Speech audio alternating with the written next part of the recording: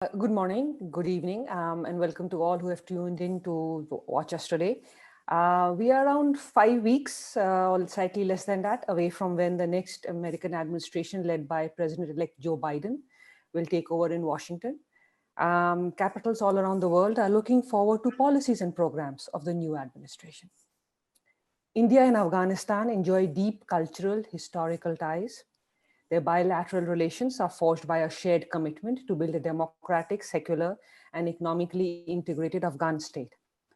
Since the fall of the Taliban regime, India has provided over $3 billion in reconstruction assistance to Afghanistan. India has also maintained its cautious optimism about the accommodation of the Taliban in the Afghan political order. New Delhi and Kabul are closely watching the American military drawdown from Afghanistan and the ongoing talks which are taking place. These developments are likely to not only affect the political order inside Afghanistan, but also pose concerns for regional stability. To understand the stakes for the political leadership in both Kabul and Delhi, and for others around the world, including in Washington, D.C., we are thrilled to have with us today an excellent panel. I will now introduce the moderator for today's panel and a very good friend of mine, senior researcher at International Republican Institute, Prakhar Sharma. Prakhar is PhD candidate in political science at the Maxwell School of Citizenship and Public Affairs, Syracuse University. His dissertation focuses on historical analysis of state building in Afghanistan. I will now hand it over to Prakhar. Thank you. Good morning, everyone. Thank you, Dr. Pandey, for the introduction, and thank you, Hudson Institute, for inviting me to moderate this panel. Um, as Dr. Pandey mentioned, I'm senior researcher at the International Republican Institute, but I would like to just note that my questions and comments today only represent my own views and not those of the International Republican Institute. Um, and I want to extend a special welcome to this illustrious panel. Ambassador Adela Raz is the current ambassador and permanent representative of the Islamic Republic of Afghanistan to the United Nations. Ambassador Gautam Mukhopadhyay is the former ambassador of India to Afghanistan and currently a senior visiting fellow at the Center for Policy Research in New Delhi. And a special warm welcome to Dr. Omar Sharifi, who's a director of the American Institute for Afghanistan Studies in Kabul. In a few minutes, I will yield the floor to the panelists and request them to offer their remarks in response to my questions. But before I do that, I just want to spend a couple of minutes outlining the context and the stakes for the issues at hand in this conversation. So the recent progress on peace talks with the Taliban. Peace talks refer broadly and loosely as a series of dialogues between the US government, the Taliban and the Afghan government, and the recently started intra-Afghan dialogue for reconciliation. So these series of talks provide us an opportunity to test a number of propositions that have been part of this conversation around the peace talks. For instance, first, it allows us to assess the degree of leverage that the Pakistani military establishment actually exercises over the Taliban. Second, it gives us a perspective on the relationship between the Taliban's political leadership and their field commanders. And third, finally, it presents an opportunity for us to witness whether the Taliban can actually enforce the terms of a deal uniformly across the country, as they often claim to be able to do. But beyond these dynamics, and strictly from an India-Afghanistan relation perspective, the talks represent both challenges and opportunities for Indian policy in Afghanistan and Afghanistan's relations with India. The Indians have publicly endorsed the peace talks, but there's skepticism in New Delhi about the wisdom of talking to the Taliban and a hasty US withdrawal from the region. Indians maintain that an unfair bargain for the Afghan government would exacerbate the conflict in Afghanistan and undermine the foundations of the political order. Prima facie, their skepticism and concerns are not unwarranted. The Afghan state, as we all know, has a number of serious challenges, fundamental challenges, uh, challenges such as political challenge, building a viable political order which is constitutional, legitimate, and democratic, economic challenge, how to build a sustainable economy, and then the law and order challenge. But the Taliban challenge is more fundamental in a sense that it seeks to or it promises to undo all the gains that have been made in the last 19 years. And it won't be a stretch to say that if the Taliban challenge did not exist, the other challenges that Afghan government faces would perhaps be more manageable. To discuss these and the implications of these on India-Afghanistan relations, I would like to start by asking the two ambassadors, starting with Ambassador Raz, same questions from Afghan and Indian perspective. The Ambassador Raz, most discussions in Afghanistan continue to focus on the presence of the US troops in Afghanistan and the peace talks with the Taliban. But there's very little discussion on what kind of end state do we desire in Afghanistan. So, from an Afghan perspective, from your perspective, what is that ideal nation state in Afghanistan, and how do these talks enable or hinder that aspiration? Thank you. Thank you, Mr. Sharma, for the very elaborate questions you raised. And I do have a drafted statement which my colleagues have put together, but I do see it doesn't really connect to your questions much. So I'm going to first start with expressing my my gratitude for invitation to be part of this distinguished panel. I have heard so much about Ambassador Gautam and his excellent work in Afghanistan, because it was before my arrival when I came to Afghanistan, Your Excellency, your assignment and term had completed. And of course, Mr. Sharifi and his wonderful work, which is very much known to intellects in Afghanistan. And of course, to Aparna for doing this wonderful work and continuing to have this important conversation in regards to Afghanistan and India and the relationship that exists between two states. And whenever I think about that, I think it's very hard to define it in words, because it's so deep. It goes far away in our history. It is strategic because India and Afghanistan has a strategic partnership agreement, and you are a neighbor. So it's very difficult to explain and in enough words the flourishness of this relationship. But coming specifically to answer the question, Mr. Sharma, that you have raised, and I think it really directly links to the contemporary history and the recent development and talks, and as well as the opening of a new chapter in our contemporary history, which is the peace negotiations.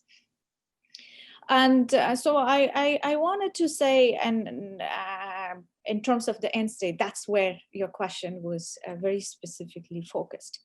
Well, if you ask any Afghan, if you ask, and that includes the government official, but very specifically, I think any Afghan, the end state is really clear. It's the Islamic Republic of Afghanistan. It's a democracy. It's a republic. This is the state we built in the last 2 decades together with our partners, with our strategic partners, with our allies, with our friends, with the international community. So I don't think so there is much of a question of what type of end state we're questioning or discussing. This is the end state. I think what we are really having the conversation, or where the peace talks is providing that window of opportunity, is to find a way how Taliban have to be part of this structure. India is an excellent example of how democracies grow and how inclusive it could be. And we're willing to have that conversation with them in terms of a structure, a power sharing structure that they could be part of it. Where the Afghan public, and the public is now majority is the younger generation and the second majority is women. So we cannot undermine their voices, their desire, their demand, their wishes, and their wishes really clear. The Islamic Republic of Afghanistan with constitutional rights for women, for minorities, for different ethnic groups. Our constitution does not differentiate Afghans by any type of either if it's a language or ethnicity or gender or age.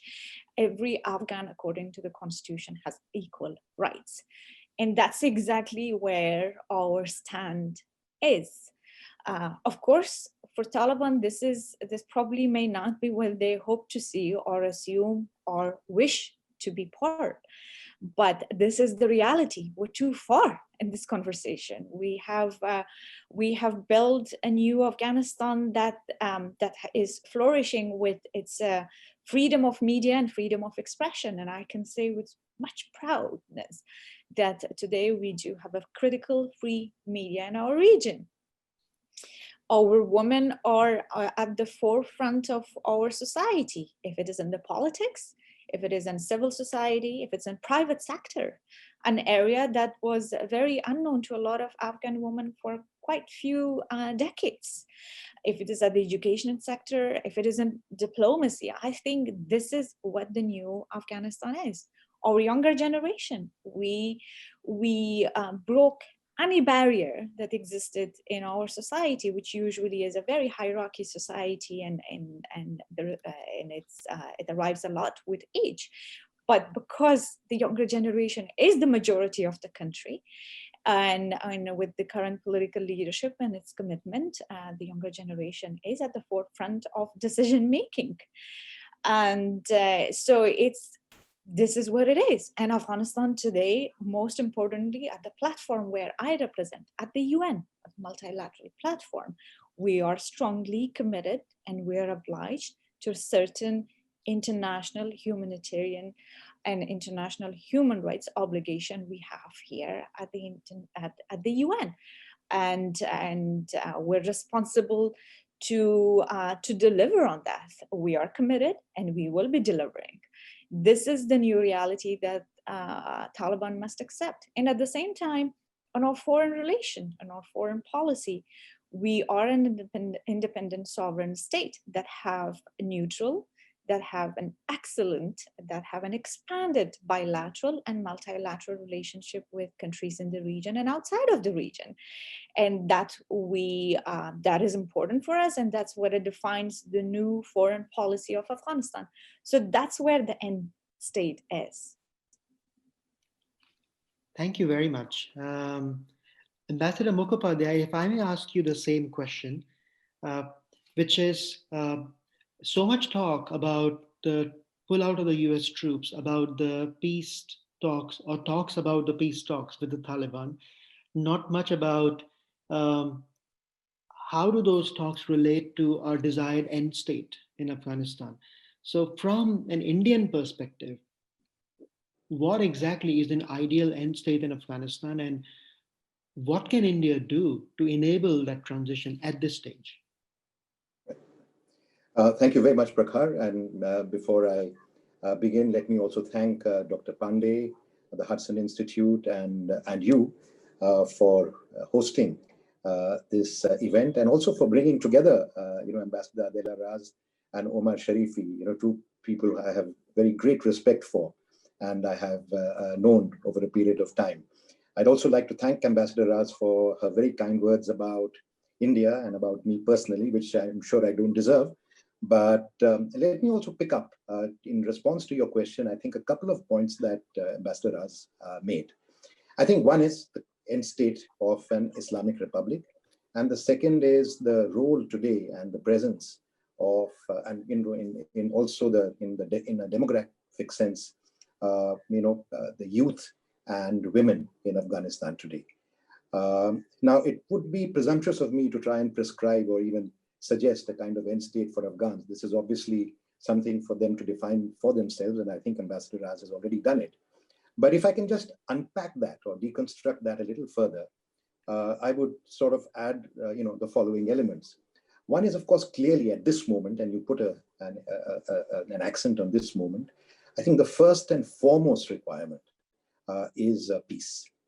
So an end state also is a peaceful Afghanistan, an Afghanistan at peace with itself and with its neighbors and in cooperation with the rest of the world. So I think that is the number one thing. And that is not right now being addressed by the current state of the US-Taliban deal, which actually postpones the ceasefire to the end of the process to a political settlement. That means the entire negotiations can continue theoretically under a condition or situation of violence. And then we are reduced to actually talking about reduction of violence or a humanitarian ceasefire, but not a just ceasefire in which two parties can negotiate as equals. The second very important element that I think Afghans want and India shares is a sovereign, united, independent Afghanistan, free from tutelage from outside. A third would be, and I think this is the point that Ambassador Raz mentioned, a democratic Afghanistan and an Islamic Afghanistan, underpinned by Islamic values, by the Sharia, by the Hadith, and all the rest that goes with it. And that's actually already negotiated and represented in the 2004 Afghan constitution. And I think it's very remarkable that in this entire process, in a very fractious process that has taken place, there has the post-born republic, Islamic Republic, has held absolutely intact. And I think that supports Ambassador Raz's contention that this is what the majority of Afghans want. The Taliban have brought an alternative, which is an Islamic emirate, and they may claim that they have a lot of Afghanistan under their authority or under their control, but we know that that has come about through violence, through terrorism, and through safe havens and shelters in a third country, not in Afghanistan. Beyond that, I would say that a very important consideration for most Afghans is a fair society that now allows for rights for minorities, for women, a much greater place for youth. Let me tell you, just even a few years back when I was in Afghanistan, it was very difficult. It was very difficult to see young people speak when elders spoke. And even in the last 7 years that I have been absent, one has seen a profound transformation. I mean, today we have ambassadors like Ambassador Raz and the US Ambassador Roya Rahmani, the Afghan ambassador to the United States, Roya Rahmani. Young women representatives in positions of authority who would make their counterparts in other countries look ashamed in some respects. So I think this is a tremendous tribute to both the leadership that has promoted such people. Finally, I would say, yes, corruption is a very important state that people would like to see the end of. Beyond that, I think there are issues relating to decentralization, how centralized the Afghan state should be, or how decentralized they should be. But one thing is very clear, that Afghans would like to be able to choose their own friends, their own relations. They do not and would not like to be dictated by anyone. So I hope that addresses the end state. I don't know if you would like me to embark upon how to get there, but perhaps I think we should give Omar a chance to speak, and then we can come back on a second round. Absolutely. Thank you. Dr. Sharifi, if you're there, I have a somewhat related question for you, which is, and this basically builds off a lot of conversations I've had with a number of Afghan friends when I was in Afghanistan. We are all aware of the long-standing ties between India and Afghanistan. We are aware of the contributions that India has made in the political and economic development of Afghan state. we are also aware of the enormous goodwill that India enjoys among Afghans, without any question. But there's also a perception among Afghans, a number of Afghans, that India can and should do more in Afghanistan. Now, whether India should adopt a more assertive posture or it should exercise its diplomatic outreach more skillfully is up for debate. But there is a prevailing perception that India enjoys more goodwill than influence in Afghanistan. So, Dr. Sharifi, my question to you is, what, in your view, should India do in Afghanistan to realize the shared aspirations of Indians and Afghans, especially in light of the progress made on the peace talks? Well, thank you so much. And it's a pleasure and honor to be here and also meet Ambassador Gautam and Adela John and others. Well, I'm not sure if I will just say that India has less influence than a more goodwill and stuff. I believe like majority of our ministries, all run by the people who actually did a study in India. Businesses and everything else. So I can see that in a way positive. Some of very brilliant scholars in Afghanistan, managers are all actually product of Indian education system. So I'll caution about like looking at India sort of like just being very goodwill there. But on the specific issue of the peace, it will be very difficult actually from our side to say what India has to do in terms of taking like a more assertive posture towards Afghanistan or actually continue its rather sort of very soft, but also skillful diplomatic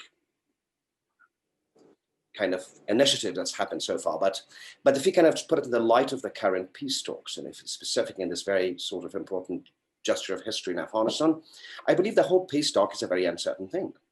The whole idea of the peace negotiation happened in a way that taken a lot of people by surprise. And I have a very strong feeling that a lot of people in the United States are actually quite surprised by what's happening within the State Department or DoD or intelligence services, and as long as I understand the whole the way the peace talks are, which I'm not sure if it's a peace talks right now. It's like negotiations so far going on. It's been like very much within like the circle of Ambassador Khalzad and a few people in Washington. So, and I'm not sure if Kabul or Delhi or anybody was actually aware, if the Americans themselves, the diplomatic community in the United States themselves, were not sure what's going on. Now, what is happening right now? I mean, the way it's structured, obviously, is definitely does not mean that we're going to have a peace. It's just some sort of a negotiations right now happening, and everybody trying to figure out, so what's next?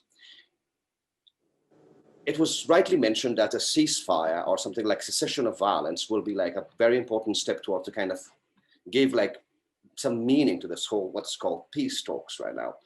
But we don't see anything like now. There is absolutely no indication from the Taliban side, from the leadership in Pakistan, from the group in Doha, from the Pakistani authorities who are actually sort of managing the whole peace talks alongside the Taliban, and from the Taliban commanders inside Afghanistan that actually want peace. And I believe even for the Taliban themselves, it's just some sort of like trying to figure out, because there is a real fear within the Taliban circles that about the moment of transition from being a militant group into becoming a political force. They practically can lose cohesion as a group.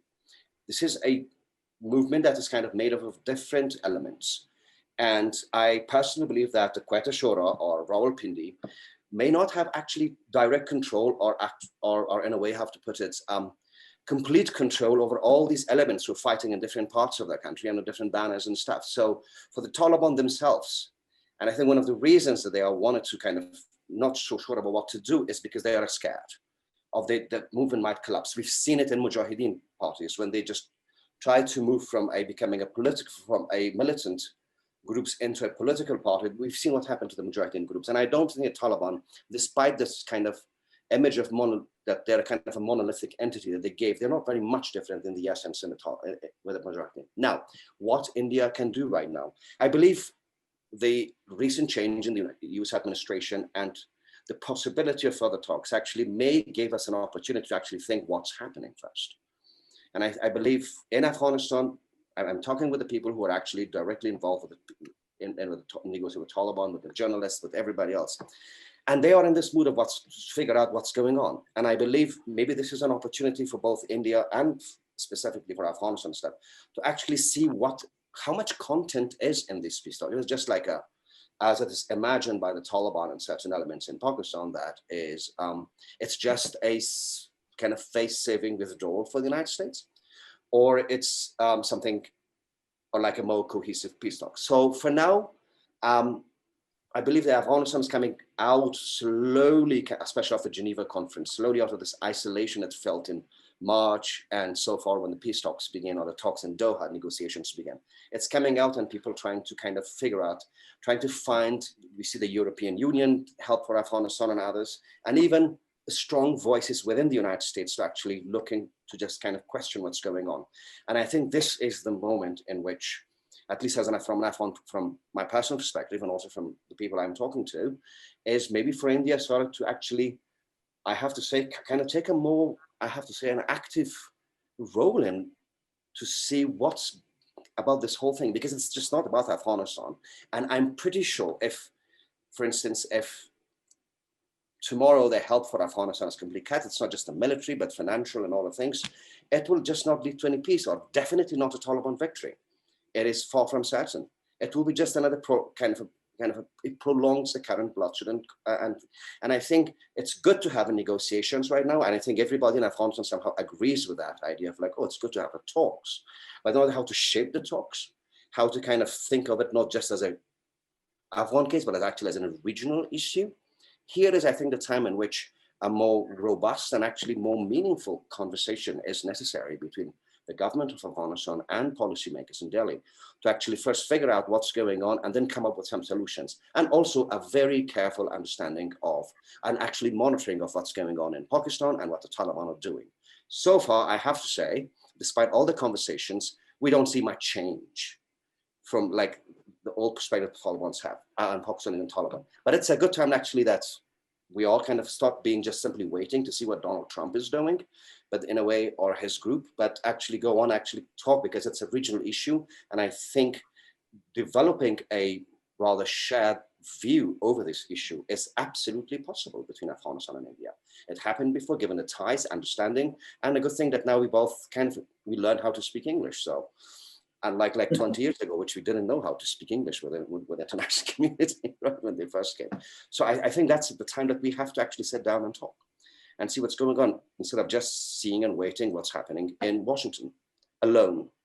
Because we might see a lot of change, actually, of not a lot, but some significant changes also in Washington after Trump, after Biden administration. I think I took up my 5 minutes, right? Thank you so much, Dr. Sharifi. I have a quick follow-up there, and then I could also invite both the ambassadors to respond to it.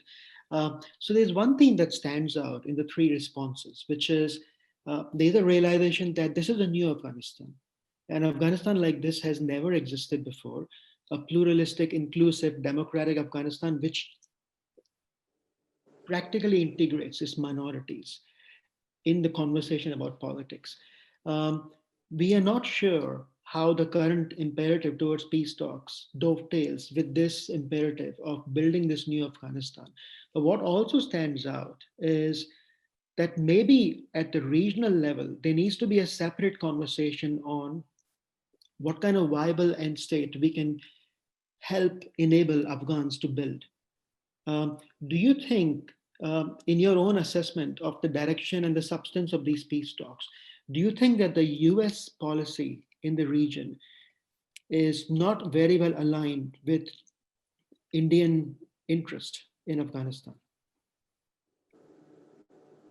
I suppose you're asking me this, or from the ambassadors? Okay. If you could please respond, then I can have both the ambassadors. All right. I'm not sure the US policy right now is aligned with anything in the region and actually with the world. I mean, let's be very frank and blunt about it. I think obviously the idea of having a conversation was a good idea, was obviously a good thing to have. But I'm not sure anything, either with the Afghan government or India or any other country, except maybe to a degree with Pakistan. But I'm not sure anything is aligned with anything. That's why I believe now that we kind of passed the first stage, and it was like very chaotic stage, I have to say, with a very contradictory messages coming from all sides, from Washington, from Kabul, from Islamabad, Rawalpindi and from Doha and everything, Quetta and Doha and everything else. So now I think it's time that people are trying to kind of come back, put their heads together and see what's going on. And I think we have the opportunity right now. But in terms of aligning with India and others, I'll be very surprised. But maybe Ambassador knows better than others about that. But from our perspective, I'm not seeing any alignment, kind of like more kind of coordinated effort between this whole peace talks, the United States on one side and the region on the other side. Thank you. I will let the ambassadors pick who wants to go first. Ambassador Adela, why don't you go first? Sure. I think for me, it will be very hard to comment if it is aligned with India's vision or view for the region, because I think I'm probably not in a position in better awareness in that stage. But in regards to Afghanistan, if I say, if the US vision is in line or their policies in the region, in Afghanistan, during negotiation and during peace is in line with the government of Afghanistan and people of Afghanistan, I think it's a difficult answer in many ways. There is yeses for it, and there are some questions as well. The yeses, if we look into the entire peace process and what envision is the end state that U.S. administration, current administration, if I may speak, and probably it will be followed with the new administration as well, I think there is a greater understanding between us and them. It is very well defined between us, and if I put it into the formal terms, it's an sovereign, independent, democratic Afghanistan that's in peace with itself, its region, and beyond. So this is the end state defined term we have in the vision that we have crafted together. Of course, how to reach there, probably we have different views and approaches. For us, for the government of Afghanistan, and for people of Afghanistan, for the peace talks specifically, we know it requires time, it requires patience, it requires greater consultation. For us, it's extremely important, as I said, that it must have a buy-in by the public. That's the first priority, any peace agreement. Second, it must have a buy-in by the region, and then the international community. It's really, really important, because if it doesn't have the buy-in by the public, but it could be the best agreement ever crafted and negotiated, but if it's not accepted by the Afghan public, then it's hard to implement. And then it will not reach our vision in view, which is end of violence in a prosperous and peaceful and stable and democratic Afghanistan to reach. The same thing happens in terms of the region. If the region is not in support of our peace process, or if they're not in support of the final agreement, then it's still hard, because we know the realities in the ground. It's a complex region with very complex geopolitics. And for us, for Afghanistan, one thing we have done well in last 2 decades, our constant stride and efforts to really make sure we are building a very good and excellent relationship with all members and countries in the region and our neighbors, and especially India and beyond, because it's important. We know we're a very strong view of multilateralism. We are a very strong view of regional connectivity and regional cooperation. So we have a shared future. So our instability will be definitely linked to instability in the region, and vice versa. So that's why it's extremely important that we have the shared vision drafted well with each other. And the international community as well, because the international community, if we start with European Union and countries in Europe, US itself, look, 19 years ago where we were, it was a country under the regime of Islamic Emirate, Taliban, and it was with the help of the coalition forces that we had to defeat Taliban at the time.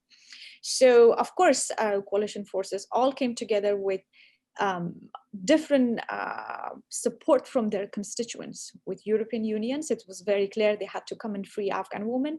For American colleagues, it was to defeat Al-Qaeda. But at the end of the day, the vision and the view was to build a republic, to have a democracy. And today, this is where we are. In recent months, and maybe I may say year, reaching currently that end state, sometimes there were certain deadlines and pushes, but I think greater outreach with US colleagues, administration, I think, and especially those who are on the ground, especially the security forces, American generals on the ground who are running day-to-day operation, and they know the actual reality. It's far more challenging than a lot of time when we feel here. And I think that has helped a lot to balance it out. And in one element, which is extremely important, and I wanted to say it loud and clear, it's a future and it's a decision that will be made by Afghans. So, so my question would be a lot, not how the US vision is in line with the region or Afghanistan. I think it's a lot of, it's very much important that what is our vision and what we view, and the adjustment of the US vision towards that. So our vision is really clear. We had a very extensive consultative process with the public in Afghanistan, both men, women, and youth. We had the peace jirgas, we had a youth peace jirga, we had a woman peace jirga, and it was a very extensive consultative process to consult and really have the consensus of the public on peace, which there is an absolute consensus by the public to end violence. And then where are our boundaries, how far we can compromise and what we cannot compromise, what are our red lines? And this is very much clear and given to us by the recent peace jirga that was given. So I think here we are not in vagueness of what that vision in view is. And we really know clearly it's outlined and it's very well defined, and to a greater extent there is clarity with our American colleagues as well on that. As I said, approaches are different, but I think there is great cohesion that's arriving more and more. And with Biden administration, just the nature of the work that we hope they will move on, which is a greater reliance on state institutions, I think it will help us to be even closer to that view and vision, hopefully. Thank you, Ambassador. Ambassador Mukhopadhyay, over to you. Right. Thank you. Firstly, I'd like to thank Omar and Ambassador Raz for their comments. And of course, there are several threads into the conversation now. So let me also try and disentangle some of those threads and address them. So I think one of them is, the question is of US interests and whether there could be an alignment of US, Indian, Afghan interests and so on. So I think let's be very clear. US interests under President Trump have been guided by a self-professed principle of my country first, America first, American interests, nobody else's interests. So the question of alignment with Afghan interests or Indian interests simply does not come. I mean, I have a question whether that principle is a suitable principle for international relations, because that would effectively be a kind of Hobbesian state of international relations. But let's leave that aside. The second is, and I pick up from Omar, whether there is a window of opportunity, whether there is an occasion here for all of us, Afghanistan, India, to take a more proactive role with the new administration coming in. And I would like to also clarify, in response to your question about whether India has been taking a somewhat passive role, needs to be more active. I totally agree with Omar, India should be more active, but we should also understand that in many respects, India could not be part of this process until the intra-Afghan talks started. Even though we think that the circumstances in which the intra-Afghan talks have started are highly skewed and highly disadvantageous for what we now call Afghan sides, but which should really be the Afghan government. The main point there is that we've always maintained that it should be an Afghan-led, Afghan-owned, and lately we've added Afghan-controlled process. And the US Taliban deal leading up to the inter-Afghan talks was anything but that. But notwithstanding the skewed nature of those talks, which had weighted heavily in favor of the Taliban and weighted extremely heavily against the Afghan sides and the Afghan government, precisely as Ambassador Raz said, given the yearning for peace, and of course, I think the yearning for peace that we all feel. I mean, Afghanistan has been through hell over the last 40 years. For peace, taking advantage of that yearning for peace, the Taliban have been actually trying to impose a victory, not a peace process. A peace process requires both sides to want peace. What we see is an Afghan side that desperately wants peace, and a Taliban side that actually sees this as a victory, in which they have the support of the majority of, not the majority, but some major powers. That includes Pakistan, and unfortunately, that also includes, in this case, the United States. So yes, but I do agree with Omar that, look, there are a lot of people in the United States, in Afghanistan, in India, who have misgivings about the way the Trump administration has gone about this, and that there is, with President-elect Biden, there is a moment of opportunity where institutions, including the security establishment, may have a much greater say, rather than things being decided, unilaterally by a tweet or whatever, like the decision to withdraw 2,500 troops. B, that we expect a democratic government to be much more politically engaged, even if it may be difficult to reverse the troop withdrawal, including the latest decision of President Trump, that it will be at least politically engaged, that a democratic government in administration in the United States would also be more concerned about issues like democracy and women's rights. And here I'll actually go back to the Taliban period. In the Taliban period, I was then in the Third Committee of the United Nations, and I can tell you, American women's groups played a very major role in preventing the United States at that time from recognizing the Taliban.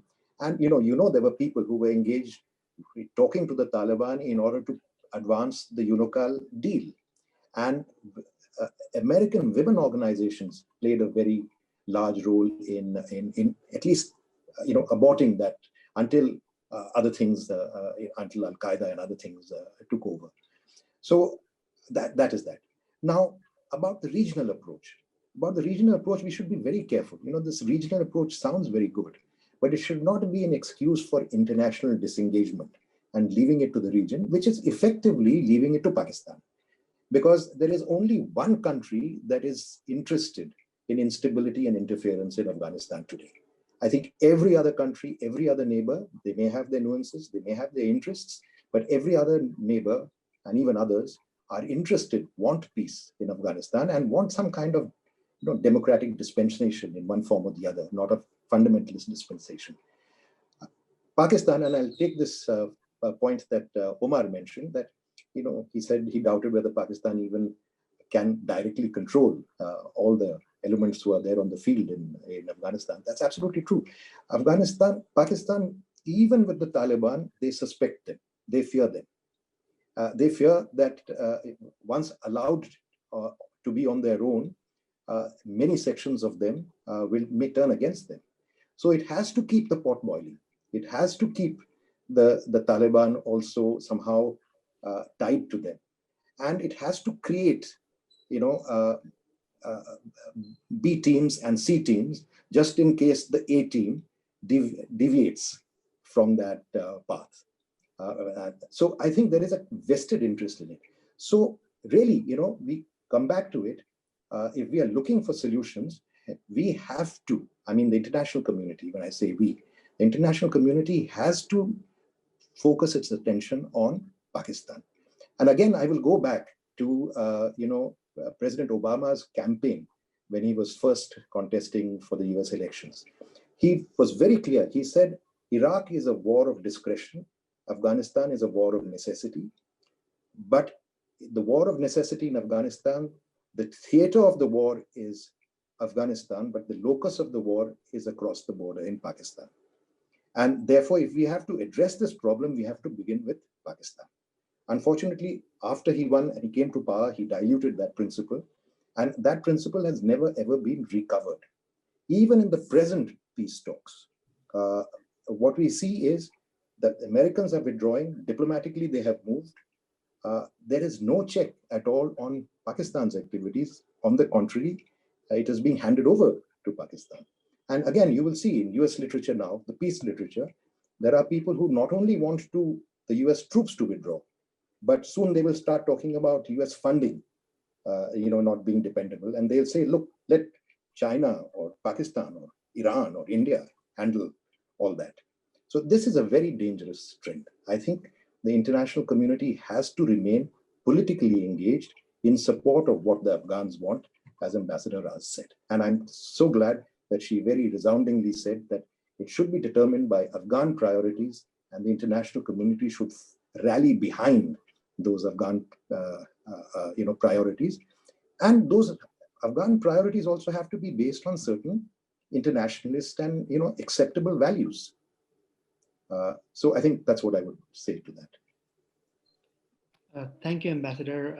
As always, full of novel insights. I have one follow-up question, and which I could then also allow the other two panelists to respond to in exactly 2 minutes each, because we are nearing the end of the event.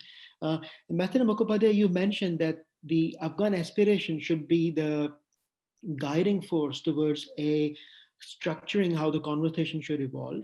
And even when we think about broad, abstract questions like what kind of political order we need in Afghanistan, how much, in your view, is the local buy-in for the intra-Afghan dialogue that's going on right now?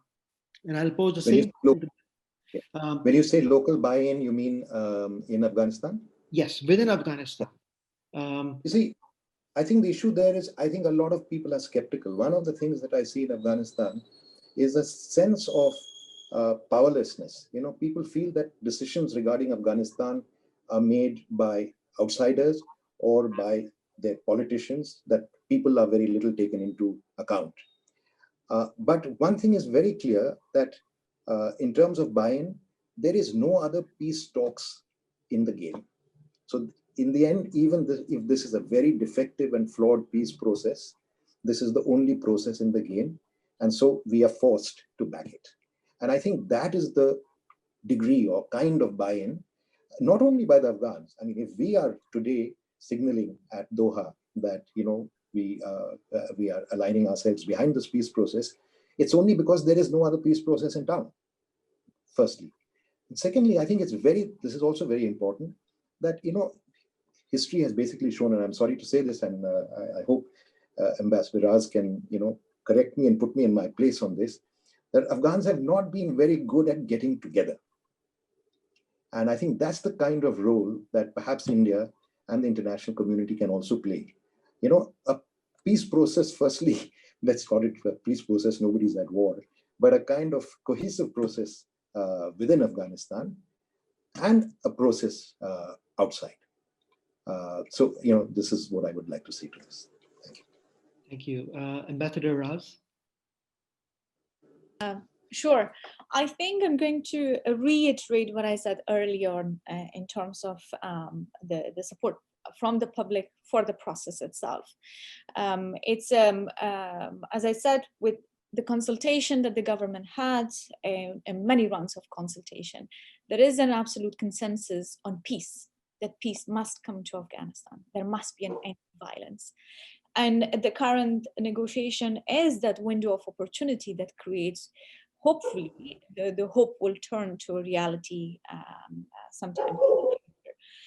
But how long it lasts, it's questioned, because we have to be really cautious. The increased level of violence is unacceptable. And there will not be a long-term sustainable support for this process if it continues by the public.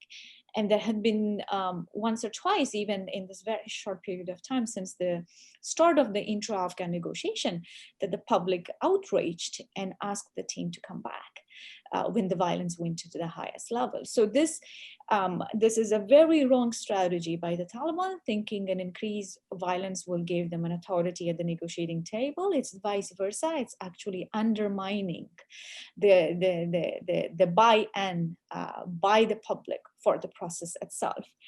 And there is also, I think, one thing we should not forget, and you have heard every Afghan from every walks of life. It was a government official, youth, women, older generation, and from every walks of life, there was always a red line, what this peace can bring and what it should not result to. And one thing is very clear, not to lose what we have achieved in 19 years. I think we're too far in this conversation, and we're too far and building a young democracy that will be never the compromise for a peace. So I think that's where the buy-in, or where the red lines or the concern and the cautiousness is still there. So there is not an absolute answer, but there is one absolute answer, is that every Afghan wants an end to conflict. And currently the peace talks have opened this window of opportunity, but we have to maintain it. Thank you.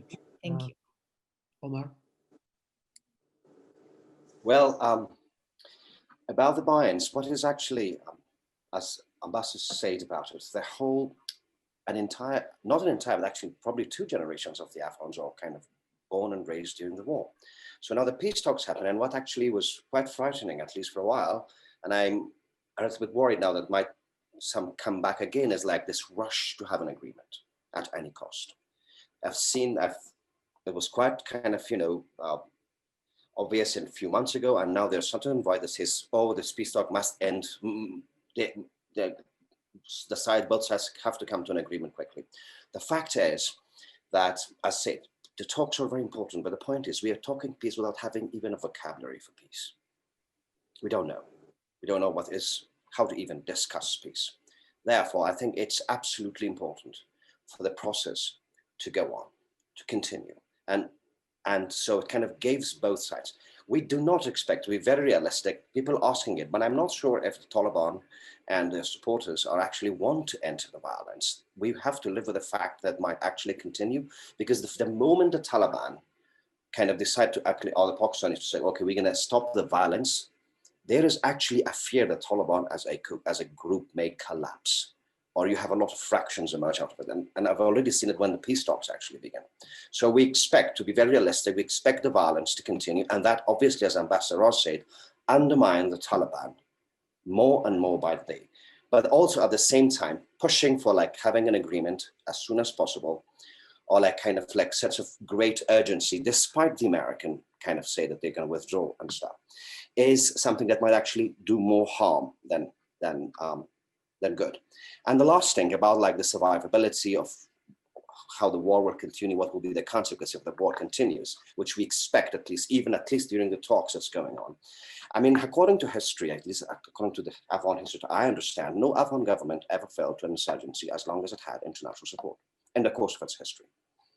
So if the calculation that is some sort of like, oh, we're going to push so much to bring this state to collapse, but I'm reading the history, and no Afghan government ever collapsed by an insurgency as long as it maintained sort of a healthy relationship and had like the support of international community. So I'm not that worried about that sort of like, well, the Taliban claim that they're going to take places. They don't. They launched a massive operation in the fall. They failed miserably in almost every front, from Kandahar to Helmand to Kunduz and others. They never managed to take anything. So that the further the war continues, it will legitimize Taliban, but actually also a push to have a quick agreement might also actually create a danger for the whole prospect of peace and long term in Afghanistan. We need to learn first. And we are in the learning process. And actually, with the fog of like this sort of the summer fog of talks and euphoria, sort of like a little kind of going away, it's a time for us to think more about what we actually are dealing with. Because with every day we know more that what Pakistanis want and what the Taliban are doing. And so it kind of helps us to think, not just follow. Thank you. Thank you, Omar. I think, Dr. Pandey, we are reaching the close of this event. So I would like to say thank you to all the panelists for their remarks and for fielding my questions. And thank you again for Hudson Institute, Dr. Pandey, and Ambassador Haqqani for putting this event together. This was an interesting conversation, especially when you look at the optimism of this new Afghanistan, which the young Afghans invested in, and the fears of legitimate fears of an unfair bargain for the Afghan government. So I'm glad we had this conversation. And I hope we can keep having similar conversations and engage our Afghan friends and the international community in this process. I will now hand this back over to Dr. Pandey for a closing remarks. Thank you. Thank you so much. I'd like to first start off by thanking all the panelists for an excellent discussion. Thank you so much, Ambassador Raz, for taking out time from your extremely busy schedule and spending an hour plus with us. I know it must have been very difficult, but we really appreciate it. Thank you so much, Ambassador Mukhopadhyay, for accepting our invitation. It was sort of amazing to also meet Dr. Sharifi, and thank you for participating. And I think despite all the problems you had with light, I mean, it was an amazing discussion. So I'd like to thank, and of course, Prakhar for amazing moderation. I have attended many panels in the last few months on Afghanistan, and I must say this is one of the ones which has gone into depth which no other panel has. And I think partly because most of the discussions in DC end up being focused primarily on the Taliban, the peace talks, or maybe Afghanistan, Pakistan. They don't really go into other details. For example, Afghanistan's relations with its neighbors, Afghanistan, and especially India-Afghanistan. And at Hudson, we always try to sort of, every year we actually try to have a conference, a day-long conference on India-Afghanistan, and I'd hope to do that this year as well. Hopefully, inshallah, we can have one next year if everybody gets vaccinated on time, and we can have all of you speak in DC in person and continue this conversation. And I'll end on a personal note, which is that, both, I mean, as an Indian primarily, when I was an undergrad, I had a number of Afghan friends. And so for me, the relationship with Afghanistan is both a professional interest, but also a very deep personal interest. So I really do believe that, the relationship is important, and we all hope that, sort of in the coming months and years, Afghans are able to achieve what Afghans would like for their country. So on this note, I'd like to thank all of you and wish all of you a happy weekend. Thank you very much. Thank you very much. And thank you very much for the opportunity to meet Ambassador Adela Raz and Omar virtually, and to meet you and Prakhar as well. So great pleasure, and also wish you all the best. Likewise. Thank you. Wonderful to be part of this distinguished panel. Thank you. Thank you, everyone. Bye-bye.